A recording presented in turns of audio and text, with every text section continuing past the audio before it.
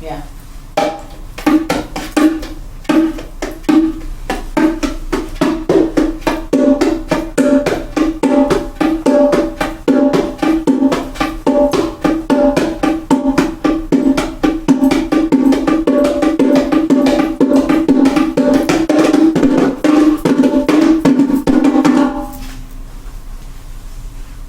Thanks, man. Notice how my butt didn't make any noise? Because I ain't got one. No, it's because I didn't smack it very hard. You're more experienced. I don't have one. I ain't got no butt. I ain't got no butt. I got no butt.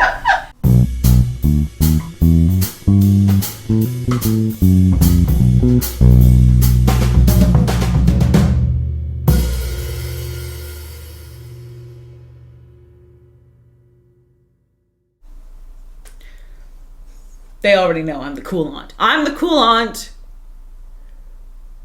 Okay. Yeah. You are the cool aunt. Yeah. Yeah, damn it.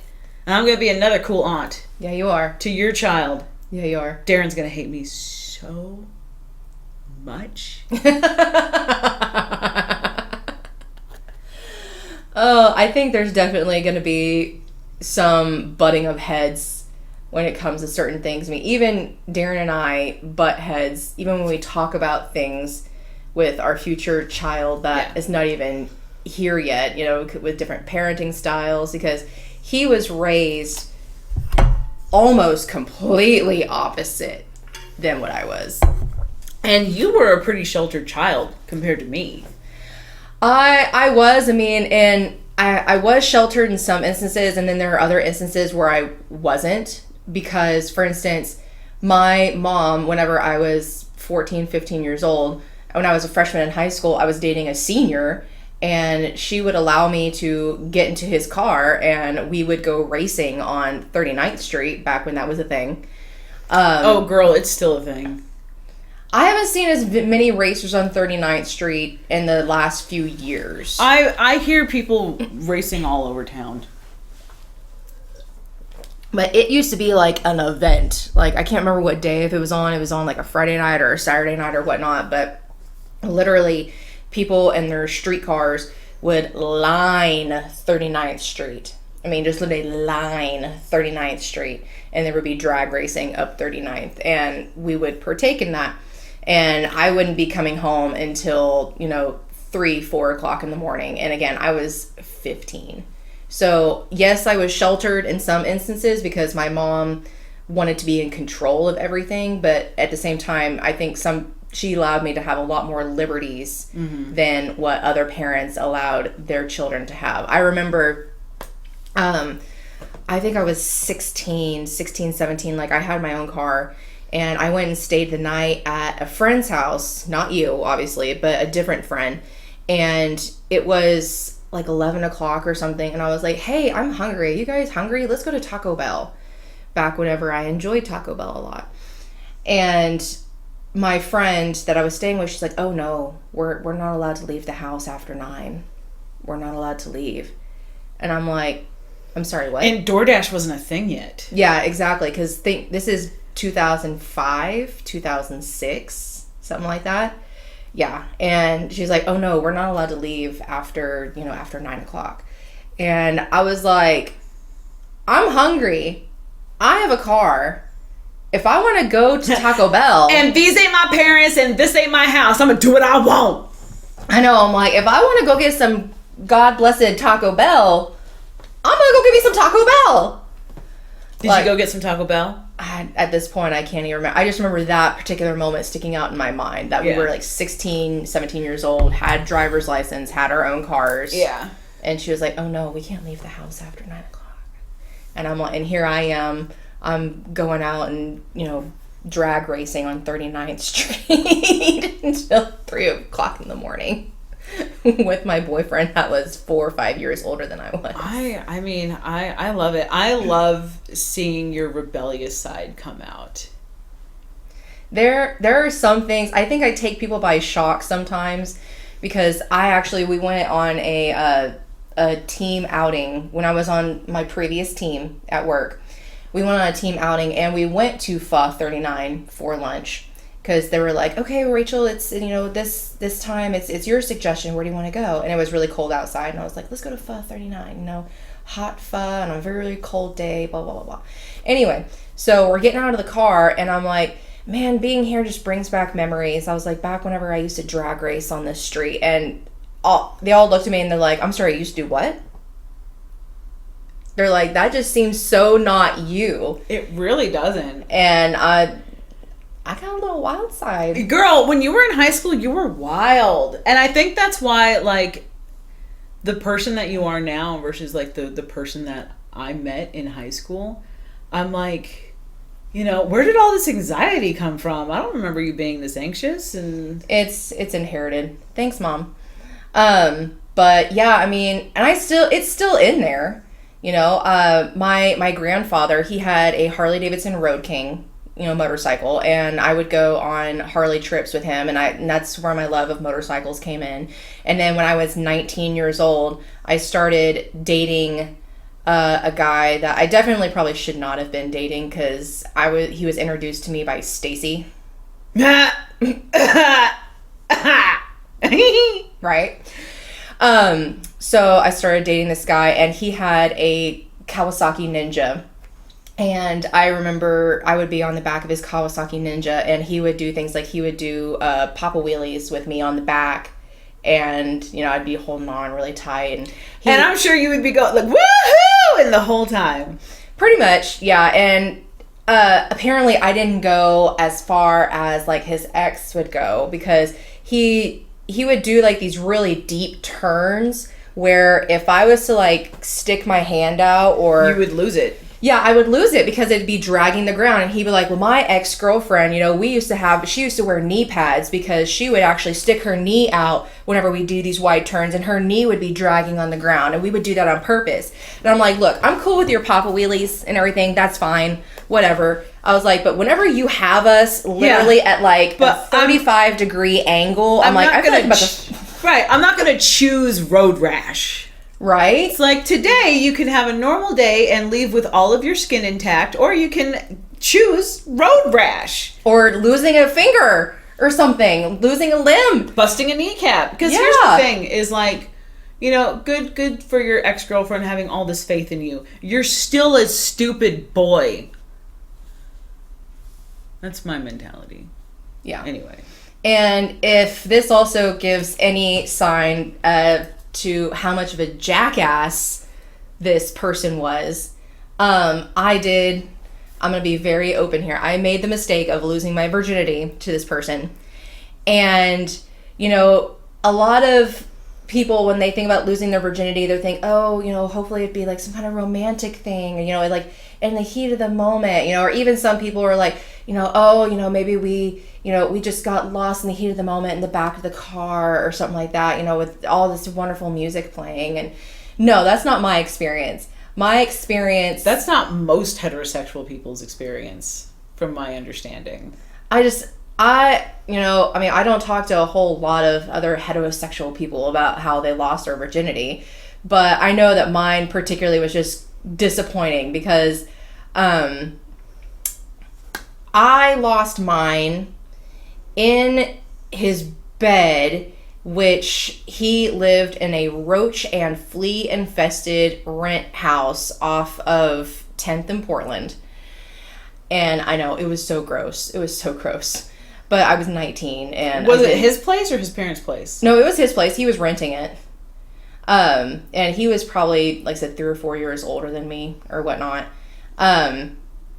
But, you know, we literally he was watching South Park, which you have mentioned on your previous episode. You know that I don't like those. I'm not a big fan of those cartoons that are geared...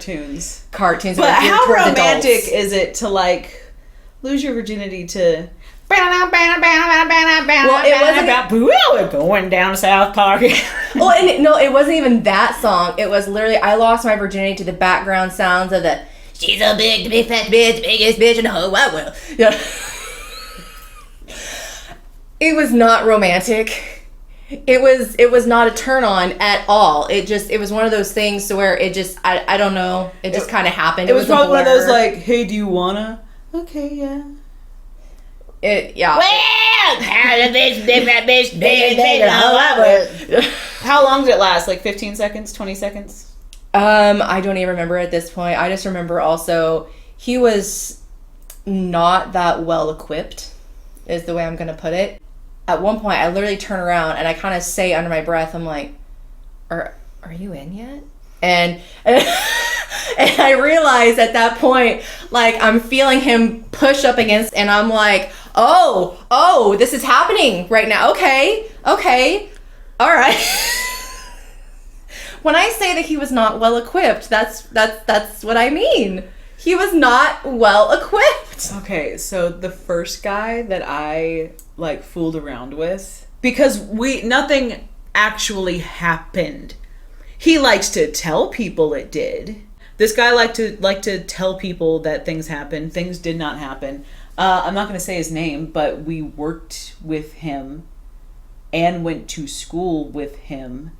Yeah. So had events transpired in the way that he believes, I believe we would be foxhole sisters. Okay. Right? Is that accurate? I've never heard that term before, so I don't know. So you don't know what that means? No, I don't. Okay, so educate me, please. Okay, so when I use the term foxhole sisters, it means we've had sex with the same guy. Oh, okay. So I never officially had sex with that person. Okay, either. Great. No, but I mean, I definitely fooled around with that person. So he believes that we would be foxhole sisters. We're not. No, we're just normal sisters. Yeah. Cool. High five. And screw you, that guy. Or actually, not screw you, because we didn't. So yeah, he swore up and down that we did things. I was going through this phase, which was like a lifelong thing, and we'll talk about it later. But I always knew I was gay. Mm-hmm. That was never a question. It was never like, oh, do I like girls? It was like, no, I like girls. And then as I got older, it was like, do I like guys? I know I like girls. Do I like guys? I don't know. I haven't tried. So I gave it a shot. And at one point, he was like, oh, you've never been with a guy? I'm going to be so gentle and I'm going to do that. And I'm like, I've had sex before. You do not have to act like I'm a porcelain doll. All right? I'm not going to break. And if I'm going to break, you're not going to be the one doing the breaking. So at one point, I get very impatient. Push him off of me. Push him onto the bed. And I'm like, take your pants off. You know, because I'm a very aggressive, very assertive person. And he's like, oh, okay. That's what he was working with. I do remember that. Yeah. And I was drunk because I sure as shit wasn't going to do that sober. And I said out loud, where did it go? And he said, where did what go? And I'm like, oh, how do I recover from that? And I'm like, the remote. I was looking for the remote. It was under the bed. And I found it. And he's like, okay, cool. And I was like, okay, we're committing to this. It's going to happen. And the whole time I was just like, it's so small. I was like, it's like a child. And I would be committing a very, very big crime if I were to continue. Because even though he is a full grown, he was a big guy. Big dude. And clearly I know he's, we were 21 at this point. Okay. This was after high school. This is when we were working together. So we were both 21. But after looking at his junk, I was like, you're a toddler. Nope. And so I was like, oh, I changed my mind. I'm gonna get back down. And then like I remember he was like, okay, like, are you ready? I'm gonna put it in. And I'm like, yeah, whatever. Like, it's been like an hour, it seems like. This feels like the longest foreplay ever because it's the worst foreplay ever. So allegedly he sticks it in. Allegedly it'd been in for a minute. And at one point I'm like, is it in? And he's like, what? And I'm like, oh yeah. Yep. Oh yeah, right there. And then I fell asleep. No! Oh my god! Oh my god! Oh my god. I think, and the reason why I say it didn't happen is because you know when something, anything, is touching your vagina. True. Let alone anything on your vulva. So I don't know if maybe he was, I don't know. I don't know what he was touching.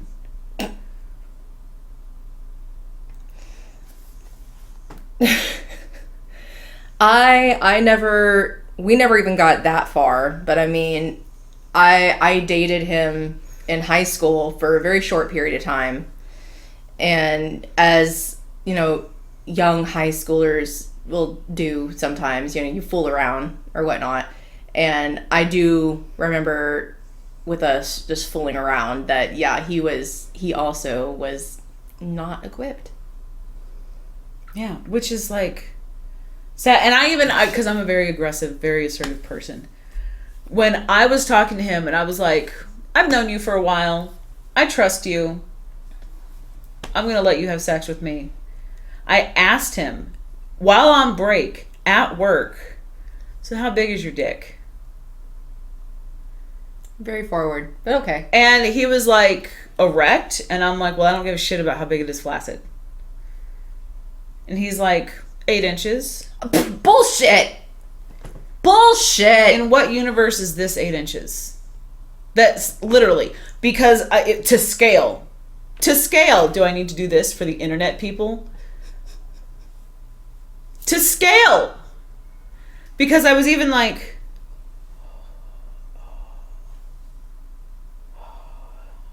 where did it go? Oh my god, that gets me every time. Where did it go? Where did it go? Oh my god. So much of this is going to get chopped and screwed, by the way. Okay. I don't want that whole story on the internet. Not yet. Not yet. Yeah, maybe chop out the, you know, oh no, we're keeping that part in. Shit, of course.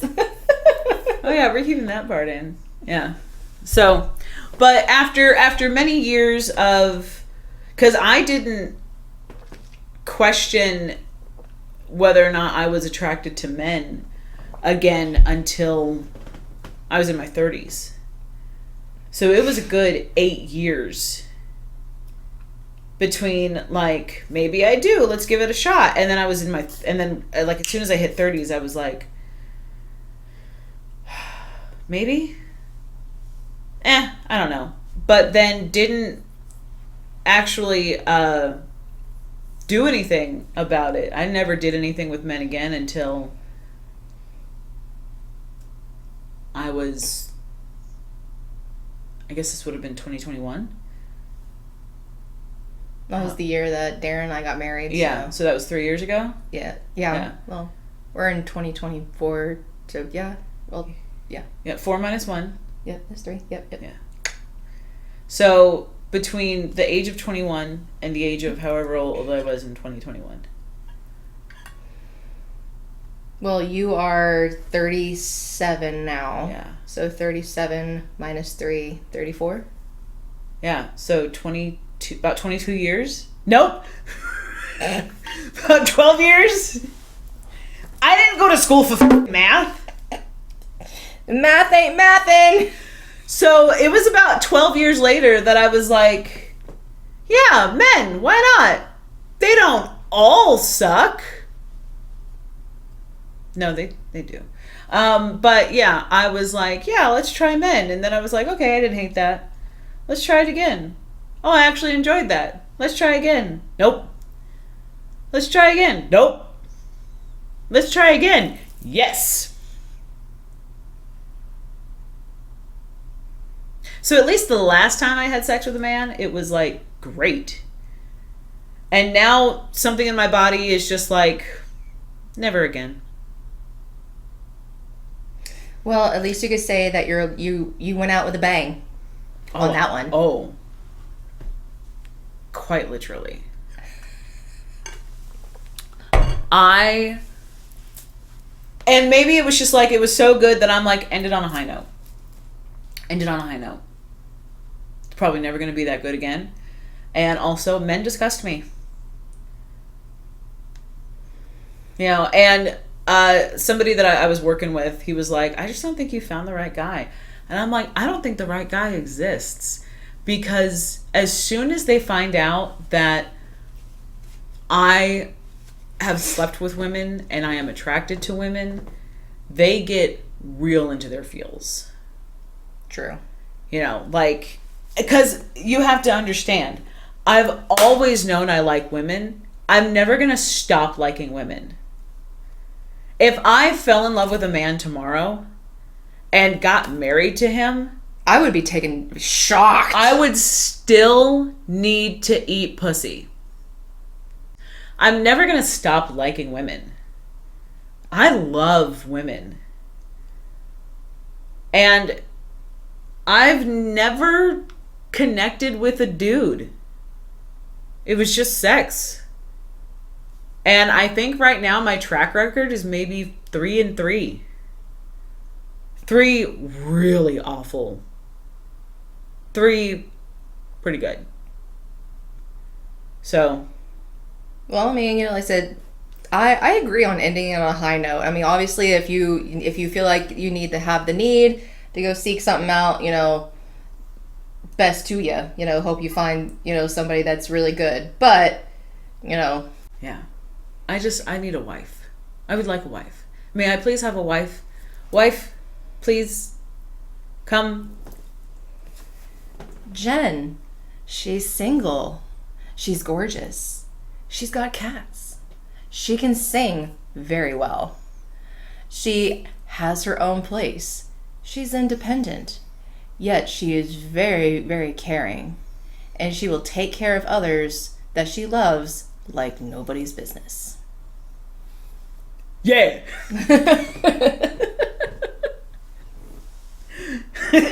Thank you. Thank you for advocating for finding me a wife. Of course. There are so many memes that are like, you know, I'm so ready to fall in love and find my wife. Okay, then get off the couch. What, she can't find me here? If it's meant to be, she'll find me on my couch. On my couch. In my house. She will somehow magically have a key to the door. No, which means that I'm going to have to start probably ordering more delivery. Well, there was this one really, really sexy delivery driver. Oh. And she saw my, where is it? Is it still in here? It was the rainbow Batman painting that I have. Oh, it's over there. And she was like, I really like your rainbow Batman. And I'm like, thank you so much. And then I wanted to be like, you want to come in and have some pizza? I have cats. Even at the gym, there was this one girl, I told her, I was like, hey, I really like your Katya sticker. And she's like, oh, thanks. And then after our workout, she's like, oh, I really like your t-shirt. Because I was wearing a Megan Thee Stallion t-shirt. And I was like, oh, thanks. And then I'm like, marry me? Like, like, I'm so awkward with women. With dudes, I'm just kind of like, you want to do it? Like, well, scan it. I don't give a shit. But with girls, I'm just like, you're pretty. Oh, God. Please don't reject me. Do you like pizza? That was stupid. Penguins.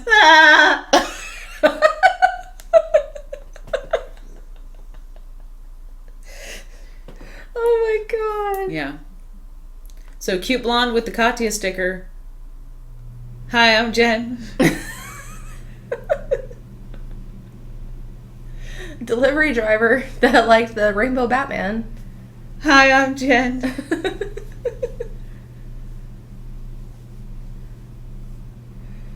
Like, cause we already tried with that, you know, with the comedian. whenever you asked her to be your wingman? Not a single person approached me.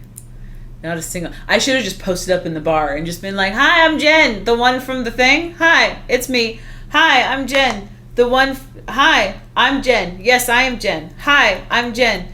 Please take me home." And I think, like, maybe there just weren't any single people there. Maybe. And I mean, did you even have anybody reach out to you online? Because that comedian posted that video, and like there were so many comments on the video that she posted of you asking her to be your wingman. They were all asking, like, did she ever find Did she find anybody? anybody? No, still single. Nothing. Radio silence. So, hi, I'm Jen. I'm still single.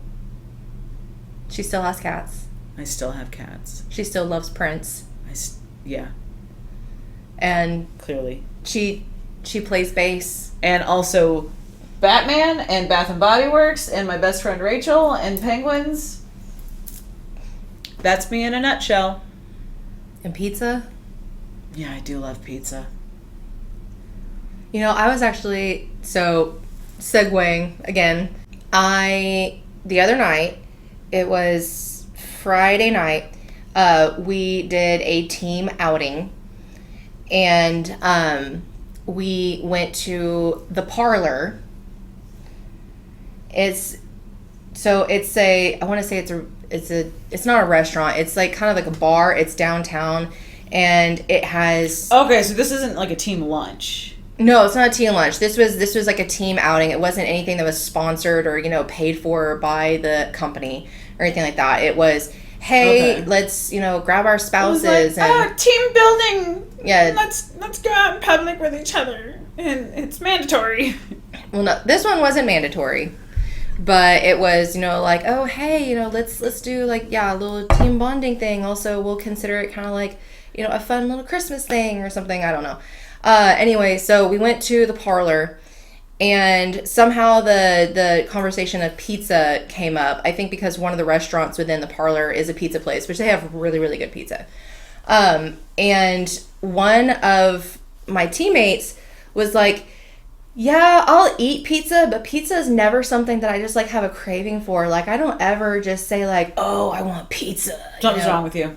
Something's wrong with you. Something's wrong with you.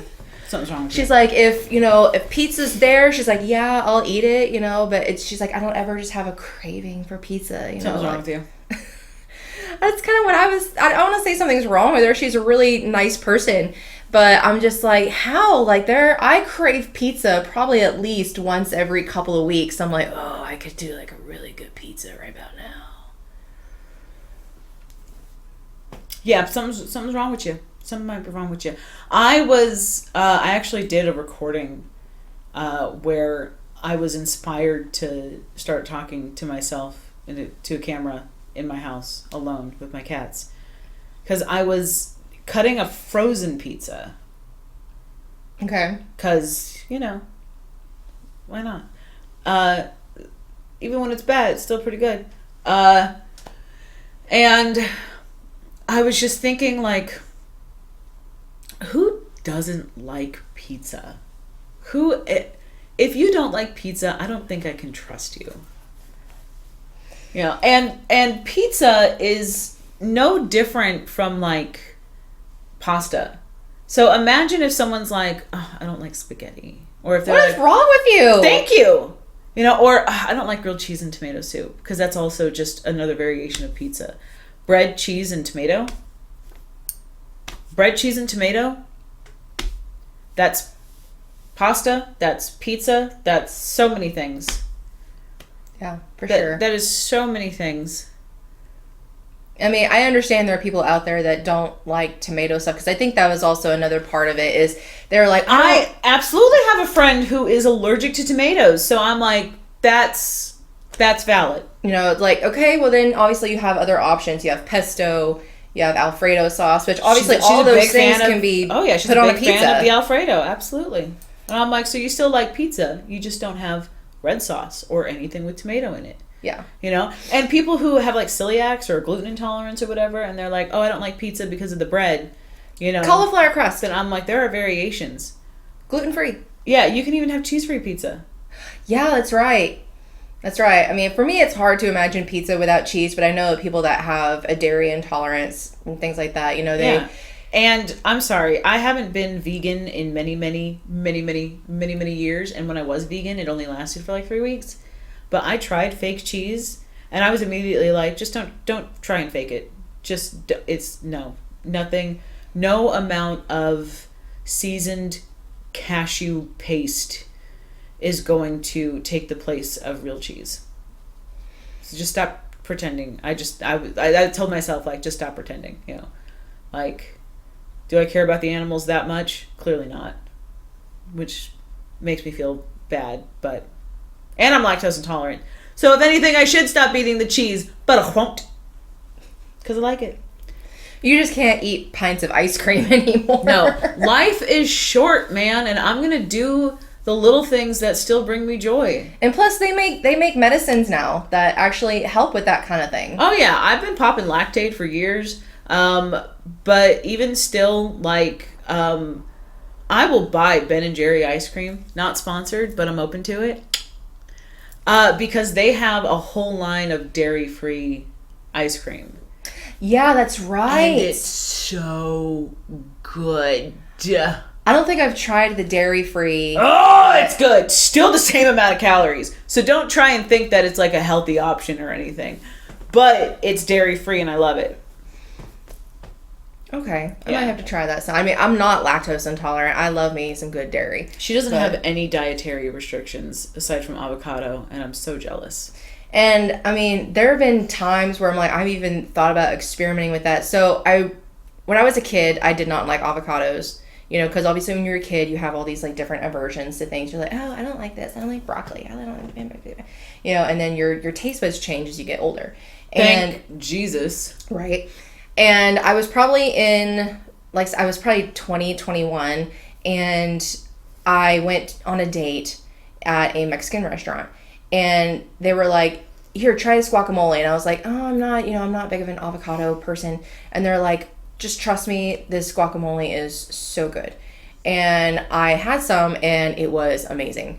And so then I really started to get into avocados, but I also would realize, like, for instance, my great aunt, who has since passed, but at family gatherings, she would make homemade guacamole that was really good.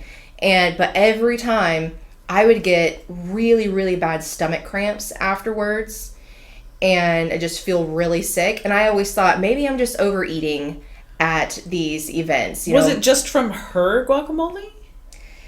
No, it wasn't just from her guacamole, because it would also happen if I went out to, you know, like some Mexican restaurants or whatnot. And I just kept thinking to myself, I was like, maybe I'm just overeating, you know, because obviously it's so good. And, you know, when you go to a Mexican restaurant, you got the chips, you got the guac, you got the queso, you got whatever entree you ordered. You know, I usually got enchiladas or something, you know, and I just always thought, I was like, okay, I'm just overindulging. And same thing with the family outings, you know, besides the homemade guac, you had, you know, like dogs and burgers and hot dogs, you know, but... Thank you for clarifying. We were all really worried there for a second. Hot dogs. Hot dogs, like Oscar Mayer. You know, scrap meats. Nathan's. Made into a paste and put into a tube. Yeah. And then, I mean, just all kinds of little, and I always just kept thinking, I was like, I'm just overeating. That's what it is. I'm just overeating. You know, that's why I keep getting, you know, feeling really bad after these things. And there was one day when we were at, I say we, I can't remember if you were still working there at the time. I think you might have already left. But while I was at work at the grocery store, and I was like, okay, on my lunch break, I'm just gonna, you know, I'm craving avocado. I'm just gonna have an avocado with a little bit of salt. And so I ate this avocado with some salt, and I got so sick that they had to send me home. Honestly, it sounds like there might be some kind of a naturally occurring enzyme in avocados that just doesn't like you. Yeah, and I mean, and eating a whole avocado, that's a lot, but maybe having like a slices of avocado here and there, or even like those little avocado cups. Yeah. You know? Because I think that's the equivalent of like a quarter of an avocado. Yeah, and I mean, I've been thinking about trying it because, like, you know, you go to a lot of places now, and because we're in the time that we're in, you know, like, oh, we got avocado toast, You know, because that's a thing. Yes, Avocado toast. Oh my God. I've, you know, and I'm like, I haven't had avocado in a long time, you know, like the guac looks really good or whatnot. And there have been times where I've taken like a bite. Like I'll have a chip and I'll get some guac on it and I'll have a bite and I'm fine. And so I've been thinking, I was like, maybe I should, you know, slowly try to introduce avocado into my life again, because avocado also is a healthy fat. Yes. And every time I go see our dietitian, you know, he always mentions avocados, you know, being a good food to have. And I'm like, I can't eat avocados. But I'm thinking about possibly trying to reintroduce it. I just don't. I need to find a time where I don't have a whole lot going on. Like I don't have any weekend plans or anything. And maybe like have some on a Friday night just in case I do get sick. Yeah. And I could have the whole weekend or at least the whole next day Last night to would have been recover. perfect. True, but I'd already Well, no, it would not have been perfect because then I would have thrown up anyways and thinking, oh well, shit, I'm still allergic to avocados. Oh, okay, yeah, you're right. Well, I got some frozen avocado cups if you want to thaw one out and give it a shot. We'll see, because I have to work tomorrow. No, it's not worth it. You know, you'll find the right time and place. Yeah. Yeah. So I'm lactose intolerant. A lot of the women in my family are starting to believe that we might have a big sensitivity to like preservatives that are particularly found in bread. Oh. Yeah. So like Kelly, for instance, has started making her own sourdough everything at home, and she's like, I can eat all the bread I want as long as I make it myself. She's like, I've been making my own pasta, I've been making my own bread, I've been making my own biscuits, I've been making my own pizza crust. She's like, I don't have any issues. And she thinks that it's because of the preservatives that are in like store-bought bread. Yeah. And she also discovered it's a milk called A2, and it is real cow's milk with real lactose in it, but a different strand of that enzyme, the lactose enzyme. That so she's like, I can make real macaroni and cheese, real gravy, because as much as I love almond milk, it still has a weird ass flavor, and it tends to separate. I've noticed that too. The times that I've had almond milk, because our dietitian, you know, they always told me, well, you know, milk has a lot of added sugars sometimes, and then because it is cow's milk and everything, it can be really fatty. And so I've tried almond milk before, and almond milk is not bad. I love almond milk, but you're right, it does separate naturally, and it does sometimes have like a weird aftertaste. It's got a funky flavor. It's a flavor that you definitely have to become used to. Yeah. You know, and the reason why I choose almond milk versus soy is because soy has a real funky flavor. Yeah, that's true. Yeah. And so like if I'm eating cereal and I'm putting just straight up milk in my cereal, which I don't do often because I can't stand the taste of milk, like real milk, I will always choose almond milk because it's like the most balanced, neutral flavor. Yeah. But if I'm making macaroni and cheese, for instance, I can't use almond milk with that. Yeah. Because I don't want that unsweetened vanilla almond flavor in there, and it's going to separate. Yeah. Yeah. Like sometimes we can make sacrifices, other times it's like bite the bullet and do it the real way. Yeah. You know. True. Don't fucking fake my macaroni and cheese. Yeah. Just like you can't, you know, you can't fake cheese. You can't fake cheese. That was my first lesson as vegan. Was don't fake it. Try stop trying to make it something that it's not. If you're living a vegan lifestyle, don't try to replicate it. Just learn to do without. You know. But I'm not vegan. Okay, I'm not vegan. I've never been vegan or anything like that, so I can't speak for that, so I will take your word for it. I do know that and it goes beyond just, vegan and vegetarian stuff. So whenever I started my weight loss journey before I got married, one of the things that I did was we tried to replace mashed potatoes with like mashed cauliflower. And we would buy these flavors of mashed cauliflower, and they were not bad, but it's not something, it was like, oh, this tastes just like mashed potatoes. No, absolutely not. There is a difference, a major difference texturally, and with consistency and everything between mashed cauliflower and mashed potatoes. Like, mashed potatoes are always going to be better than mashed cauliflower. It's got a different flavor. Like I said, different, mashed potatoes, you can actually get a nice creamy texture with it and everything, where mashed cauliflower, it almost ends up being watery. So I was going to say, like, your fatal mistake is that you just did too much at once. You kind of have to ease your way into, you can't 180 replace it.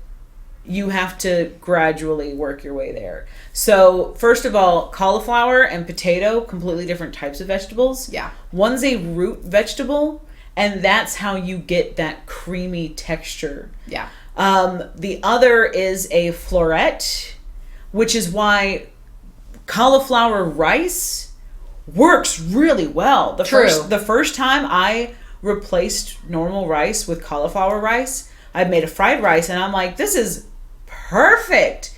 The exact same consistency.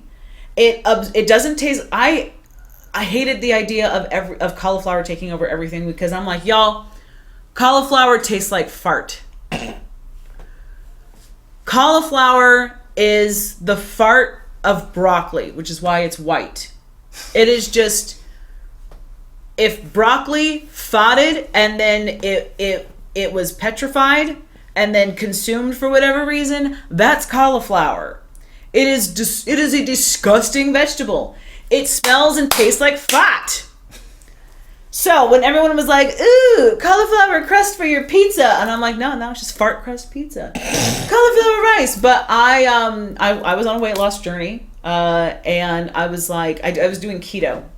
Okay. That's what I was doing. And I actually lost a lot of weight, and it really worked for me, but it is not a sustainable lifestyle. It's not a lifestyle, it is a diet. And most diets should become a lifestyle. Keto is not sustainable enough. So that's my little, not a doctor, but Dr. Jenn. Tried cauliflower rice. It is fabulous. But if someone was like, let's make cauliflower mashed potatoes, I'm like, that's not how science works. So the most unhealthy part of mashed potatoes is the milk or the cream or the butter that's added to it. Otherwise, the potato itself doesn't have a lot of nutrients. Yeah, and it's very starchy. And it's a starch. Yeah. That's like the only nutrients it has. It's a starch. The same with corn. It doesn't have any nutrients besides sugar and starch. And same thing with like peas, like snow peas. It's just starch. Yeah. So in order to make it more nutrient dense and less and lower the calorie count, that's when you would add in other root vegetables like parsnips or celery root or turnip. Okay. Because they're all root vegetables, and some are going to be healthier than others. Sure. But some are going to have a different flavor than others. And then instead of adding, for instance, if you put sour cream in your mashed potatoes, blend cottage cheese until it's smooth, or use unflavored Greek yogurt instead of butter, so that way it has that creaminess, but it's also bumping up the protein and kind of lowering the calorie. True. But the idea of would you eat mashed broccoli? No. So why would you eat mashed cauliflower? It doesn't work. Yeah, I mean, we had bought it frozen. It was already, pre-prepared frozen. We're like, okay, we'll give this a try. We had tried it a few different times. My husband seemed to fairly enjoy it. you know, but I was just like, there's definitely, it is not the same. Yeah. Not the same. No, absolutely not. Absolutely not. The consistency isn't there. The flavor isn't there. If somebody handed me some mashed cauliflower and they're like, this is like either eat or die, I'd be like, okay, can I dress it? Yeah, you can dress it with whatever you want. Fabulous. A pound of cheese, a whole container of sour cream, half a pound of butter, all of the salt, pepper, and slap your mama in the world. You know, anything to cover up the flavor of this mashed fart monstrosity. You see, I mean, I guess this is part of where we would differ, because I agree, but I don't mind cauliflower. Like, I could eat raw cauliflower with like ranch. But you didn't like mashed cauliflower. I didn't like the mashed cauliflower. That's what just I'm saying. Mainly comparing it to, in a comparison to mashed potatoes. Yeah, yeah. But I'm also, you like, is there a vegetable you don't like? This girl's a rabbit. She'll go to a bar and be like, you gonna eat your carrots and celery? Yeah, I was like, I'll order some ranch. I'm like, I'll have your carrots and celery.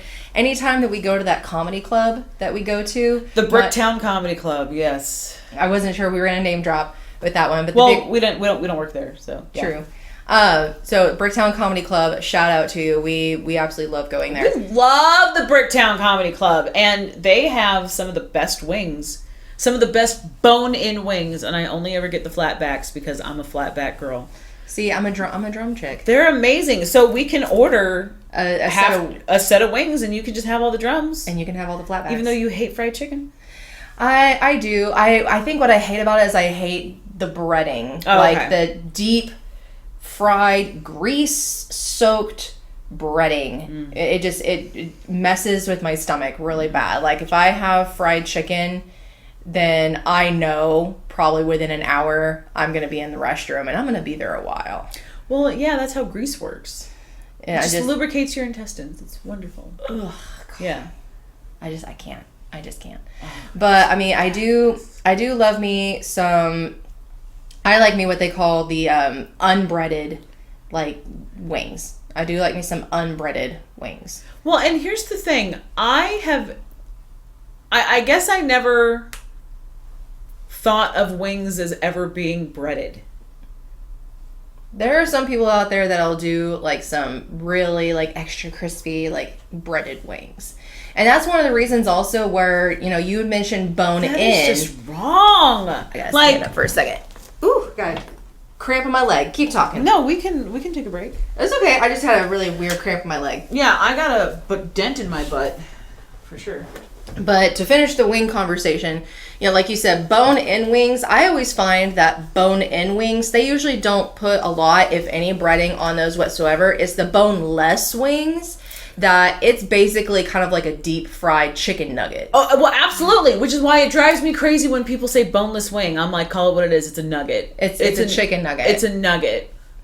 And they're like, no, a nugget is when it's like mechanically separated and then more formed back into like a chicken McNugget, you know? Yeah. Like it's formed into, it's like chicken paste that they put into a shape. And they're like, a boneless wing is like, you know, chicken breast pieces. And I'm like, it's a nugget. Okay? You can call it a boneless wing all you want. It's a nugget. Actually, the last time that I went to the Bricktown Comedy Club, I purposely got the boneless wings because we got there late and I didn't want to be like, you know, wrist deep in barbecue sauce, just like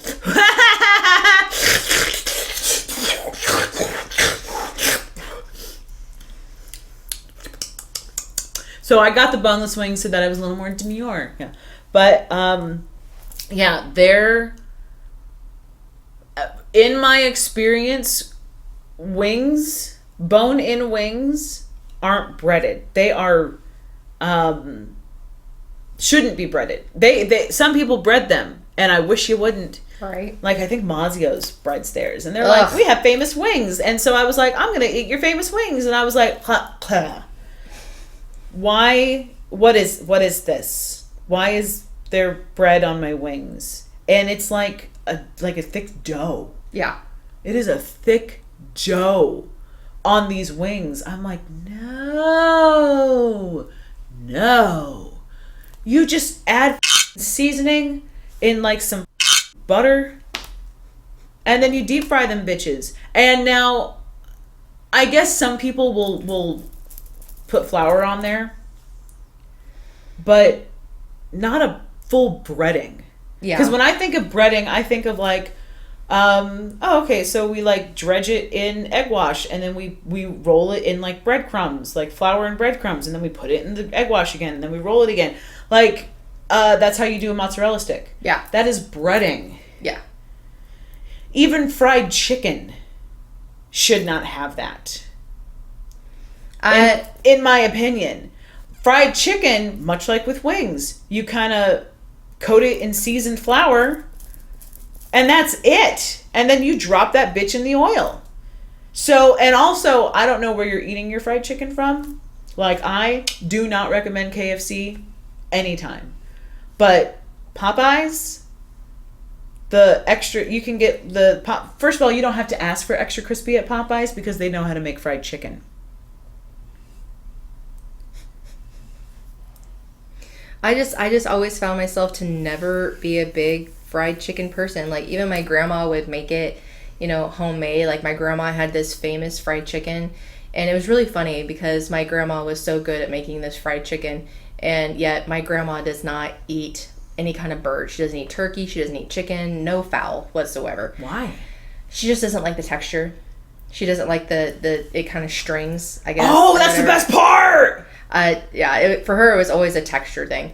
But I don't know. For me, I never could get into it. And the thing is that she would always do one of these things when she would make fried chicken where she would put a bunch of flour in a paper bag and she'd shake it. That's how you do it.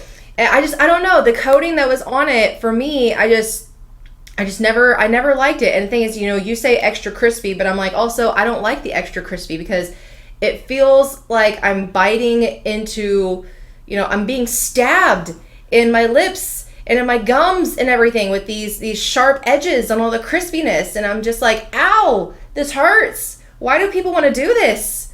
Why do people eat this? Are you listening to this white girl? She's saying fried chicken hurts her mouth. Extra crispy, yes. You have all these sharp shards of dough. You can all. It's not dough. First of all, do not call it dough. It is not dough. Okay. But you can also take it off. Yeah, but that's just a lot of extra work. Oh my God. You're the worst, and I love you. I love you too. Thank you. But like, I like me extra crispy because the first time I had KFC and I was like, why is this fried chicken soggy? This is not fried chicken. This is like baked or broasted or whatever. And I'm like, this is not fried chicken. Don't call it fried chicken unless it's crispy. And to be crispy, so the extra crispy, it's usually like double coated, double fried. Okay. But I don't think you've ever had Popeye's fried chicken. No, like Popeye's fried chicken doesn't have like the big, because it's not, I don't think it's double coated and double fried. They just do it right the first time. Okay. So I've never, like, the last time I had fried chicken at Popeye's, which wasn't too long ago, it, like, you could get your mouth around it. You didn't have to break off any pieces. When you got in there, the juice that was running down your mouth wasn't from the grease of the coating. It was the juiciness of the chicken. Okay. And I know I could seduce you with fried chicken talk all day, and it's never going to change your mind. Well, I mean, for your sake, I'll try it. Maybe that's something that also we need to document is getting Popeyes or something and me trying it on camera for the first time. Oh my God, should we mukbang fried chicken? I don't think we could do that today. Not today. No. Girl, I'm broke. I'm unemployed. Because if we're going to mukbang fried chicken, I want at least 4 different types of fried chicken. Okay. Yeah. It almost makes me nervous, but Don't get nervous. There's also a bathroom right there. So. I know, I was in it a lot last night. Anything greasy is going to, like, slide right through you. Absolutely. That's not just a fried chicken thing.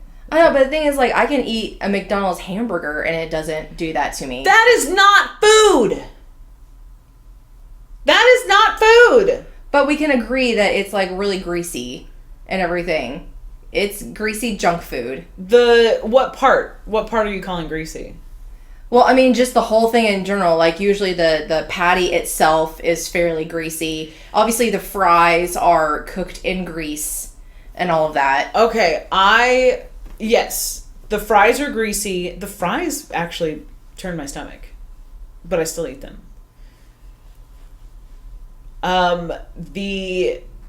So you don't buy like a Big Mac or a Quarter Pounder. And the Quarter Pounder at McDonald's is the only one that's made with real fresh beef. The other ones are just frozen disc patties. Right. And I wouldn't describe those as greasy so much as I would describe them as dry and hardly food. I actually didn't eat McDonald's for like 10 years because I got a like double cheeseburger and before I even started eating it had grease running down my hand and I was so put off by it. Ugh. So put off by it. Yeah, it was disgusting. All I'm saying is that the times that because my go-to if I go to McDonald's is a McDouble with extra pickles, because that's me. And I've never had a McDouble with a small fry, do that to me the same and make me, feel the same way after I've eaten fried chicken. But again, it's been a while since I've had fried chicken. Now I've had wings, but... And the wings that you had at the club, they did not turn your stomach. No, but I didn't have very many of them either, because anytime that I go to the Bricktown Comedy Club, I always get the hummus with veggies. You only had like 4 wings. Yeah. Or something like that. Yeah. Anytime I go to the Bricktown Comedy Club, I always get the veggies and hummus, which is... She's a rabbit. Yeah. It is so good. So good. Like, I wish there was more hummus, and I'm a saucy bitch, though. She really is. This is the first person I've met. She orders extra sauce with everything, and I admire that.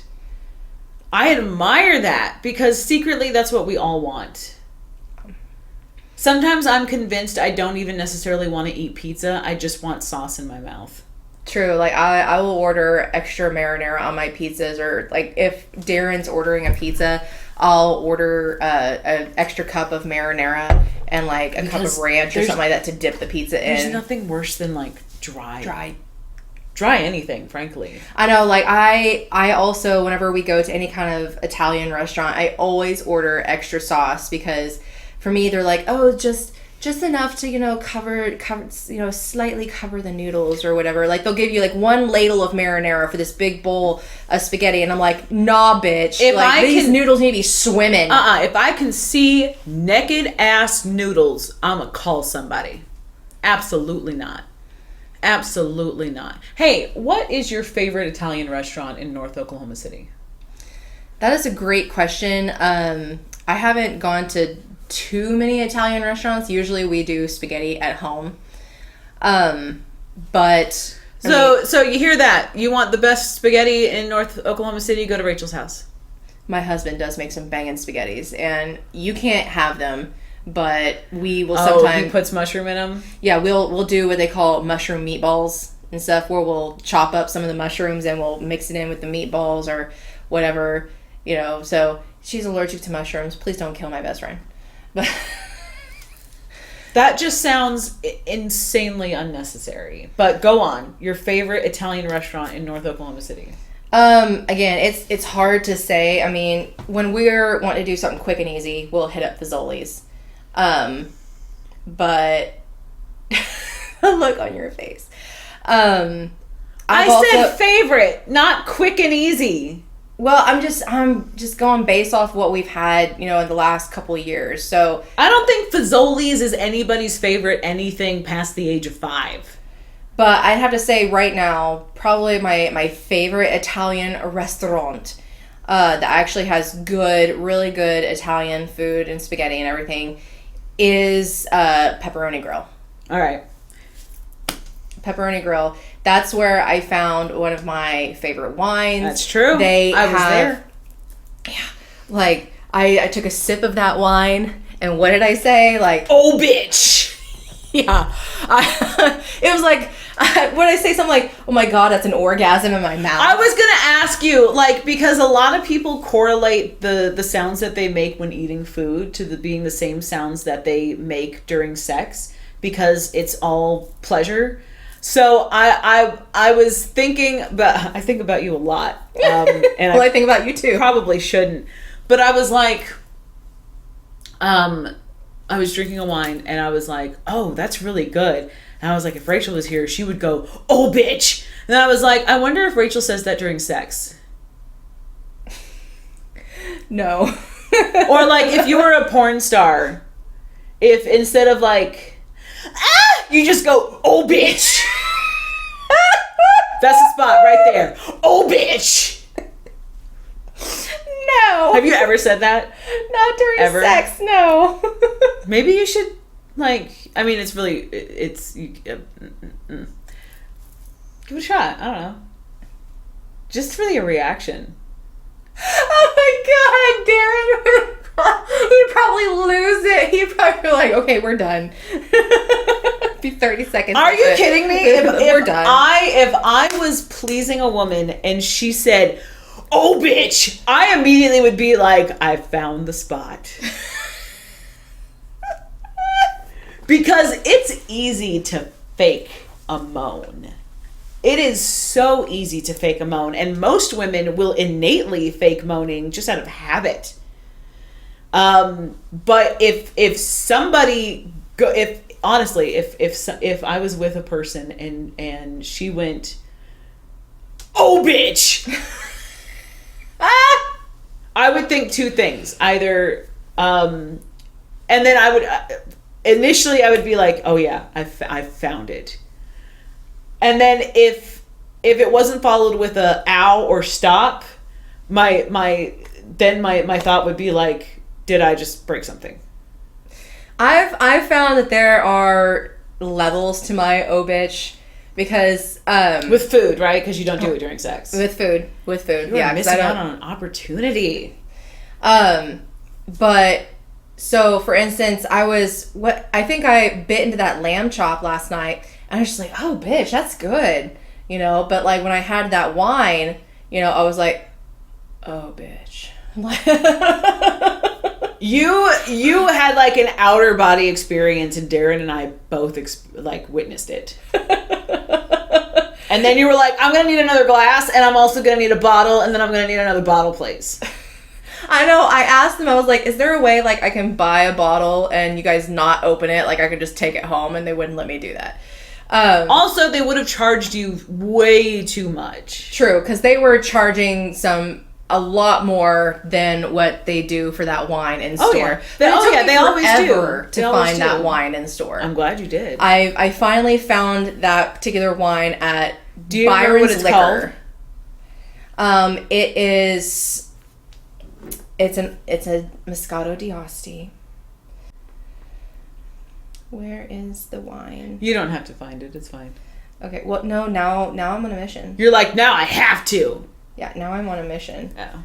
It has a heart on the bottle, and there's also an indent in the bottle for like your thumb, so that way it's easy pour. It's easy pour. It's got a built-in grip. Yeah. Because they know you're gonna want to keep. Oh yeah. This was, it was good enough for me to actually post in my food album on Facebook. Yeah. But you post everything in there. Not everything. Like I don't think I've posted any of the, and I love Stella Rosa wine. I love Stella Rosa wine, but I don't think I've posted any of the Stella Rosas in here yet. Even though I've wanted to, I haven't yet. But I posted this wine. Here it is. Yep, it's by Toasty. Moscato d'Asti Toasty. Tosti. Yes, and not sponsored, but we're open to it. And And like I said, it has a heart on the bottle, and right in the middle of the heart is an indent where you can, I'm assuming it's there where you could like put your thumb for easy pour. But yeah, that was pour it right into your mouth. True story. But yeah, that was the wine where I took a sip and I literally was just, oh bitch. Like that was an orgasm in my mouth. It was so good.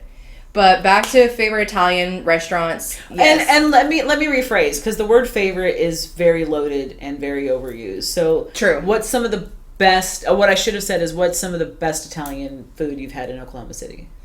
And it has been from Pepperoni Grill. So we know that Pepperoni Grill will sometimes cater to the place where I still work, that you used to work. Mm-hmm. And they have their lasagna, which is great. Anytime that Pepperoni Grill ever caters with their lasagna at my place of employment, it's really good. It's very flavorful food. We always get it, and sometimes my husband and I will go back and get a second helping before they clean everything up, just so that way we could have like some for dinner. We're like, okay, this is gonna be our dinner tonight. Pepperoni Grill, not sponsored, but we're open to it. But another thing that I really love from Pepperoni Grill, and again, I feel like I have a weird flavor profile. Yeah, you do. Is they had that limoncello crab ravioli, or was it lobster ravioli? And I absolutely love it. Now, I ordered that too. Like, we went to the Pepperoni Grill in the same week, separately, but ordered the same thing. I had it and I wasn't impressed, and I'll tell you why. The ravioli noodles were homemade and they fell apart on me. They weren't boiled long enough, or there was too much egg in it, or they were like way too dense. So that was just my experience. And the limoncello sauce was kind of weird, but I was open to it. I absolutely loved it. There was a sweetness to that limoncello sauce. Yeah, you keep going. And the lobster or the crab that was inside it, I love a good seafood. And it was so good. Just so good in my opinion. And like I said, I'm a saucy bitch. So I always have to order extra sauce, and ordering extra of that limoncello is, I would highly recommend. Like if I could find that limoncello sauce at a store and buy it and use it on my own pasta at home, I totally would. And I would probably put that on more than just pasta. I'd probably put it on other things as well, because it is that good, in my opinion. I see that we have some delectable beverage here. Yes. So, it was my birthday recently, and my mom, Lori, discovered this little winery right off of MacArthur. Oh. I took you there once. Oh, yeah. It's like right between MacArthur. It's on MacArthur, right between 122nd and Hefner. Oh, yeah. I know what you're talking about now. Yeah. I've driven by there. Right next to the firehouse. Yeah. Across the street from like where Sprouts is and stuff, And they have a very eclectic gift shop. And I think that's the part that you were in love with, because you love just buying shit. I know. It's a bad habit. And when Mom and I went there, she's like, we're just here for wine. Ooh, look at these pants. She bought a pair of pants. But we did a little wine tasting there, and Mom was like, I want to buy you a bottle of wine. And so Mom, as you know, really likes dries. So Mom got it was either a Merlot Reserve. It must have been a Cabernet Reserve. Had to have been a Cabernet Reserve. And then surprisingly, she also got a Chardonnay. Now, this was the best Chardonnay I've ever had in my life. I'm usually not a fan of Chardonnay. Usually it tastes like buttered horse piss to me. But so I told him, like, I'm a little more into sweet wines. I'm definitely a sweet wine bitch. You are like a dessert wine bitch. Yeah, I am. So white Zinfandel, for instance, is considered a sweet wine, and that's too dry for you. She is specifically Moscato, like dessert wine, sweet. Yeah. So we tried a Moscato D'Asti or what have you, because it was carbonated, and it was very good. Tried a Chardonnay, it was surprisingly good. Tried the Cab Reserve, that was good, but it was a little too strong for my taste. Tried the White Zin, and I usually don't love a White Zin, but this was really good. It was very balanced. It was not too sweet for my taste. Because like I like a Riesling. You're not too much of a fan of Riesling. I also like a Pinot Grigio, and you definitely don't like Pinot Grigio. Yeah. That's much too dry for you. Yeah. But this White Zin was very, very well balanced. And the one that I actually fell in love with was a blend. It was a red blend. Now, I normally am not a fan of reds. I particularly do not like sweet reds. If I'm going to go red, I usually go noir. Okay. But this is a red blend. And it was so good. It's called the Firehouse Red because they're right next to the firehouse on MacArthur. So the name of the vineyard is Strebel Creek. So am I saying that right? That seems like it. Yeah, Strebel Creek Vineyard. And this is the Firehouse Red. See if you can see that. Strebel Creek Vineyard. Firehouse Red, Oklahoma. Very, very tasty. Very, very good stuff. It's a local wine. And it's really good. And you can't have any. Yep, because we're speaking this pregnancy into existence. I know that I'm not technically pregnant yet, but that's I don't want to take any chances with anything, just like how, No, I agree. we couldn't have... Also, you're not going to like it. It's not sweet. Yeah. I thought about bringing over some wine last night for your birthday, but I'm like, I was going to say, hey, I got a bottle of wine. You should bring over a bottle of wine, and we just won't even worry about going out. And then I was like, nope, pregnant.